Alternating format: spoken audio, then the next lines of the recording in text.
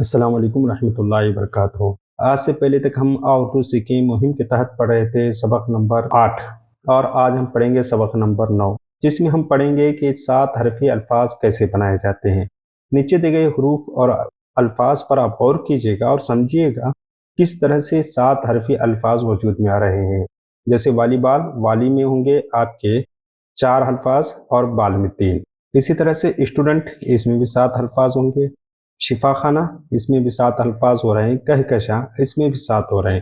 آپ کاف الف ہائے کاف شین الف نون گنا، یہ کل ملا کر ہو رہے ہیں 7 حروف۔ اسی طرح کمپیوٹر میں بھی ہوں گے کاف میم پے یہ واو ٹے رے کمپیوٹر۔ پیداوار، اس میں ہوں گے پے یا دال الف واو الف رے یا پیداوار۔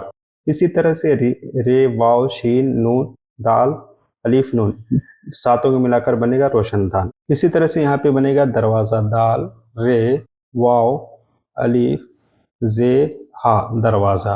اور آپ یہاں پہ دیکھیں چاپلوسی میں بھی آپ کو 7 حروف ملیں گے، جیم الف پے لام واو سین یا چاپلوسی۔ اسی طرح انسانیت میں بھی آپ کو 7 حرف مل رہے ہیں، جیسے کہ اپنے اس سے پہلے گزشتہ کلاس میں انسان کی حروف گنے تھے۔ اب یہاں پہ دیکھیں الف نون سین الف نون یا تا انسانیت۔ پاسداری میں بھی 7 حرف ہوں گے، پے الف سین دال الف رے یا پاسداری۔ دل آزاری میں بھی 7 حروف ہوں گے، دال لام آ زے الف رے یا زاری۔ سری لنکا میں بھی کل 7 حرف ہو رہے ہیں، سری 3 لنکا 4۔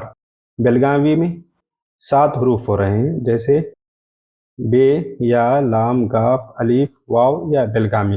اس طرح سے مختلف حروف کو ملا کر ہم 7 حروف بناتے ہیں۔ مختلف جگہوں پر جب ہم ان الفاظ کو ملا کر پڑھتے ہیں لکھتے ہیں، تب جا کر ہمیں احساس ہوتا ہے کہ اردو کے لیے کتنی آسان اور میٹھی زبان ہے۔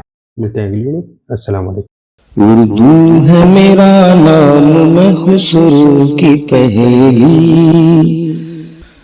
اردو ہے میرا نام میں خسرو کی پہیلی، میں میر کی ہمراز ہوں غالب کی سہیلی، اردو ہے میرا نام میں خسرو کی پہیلی۔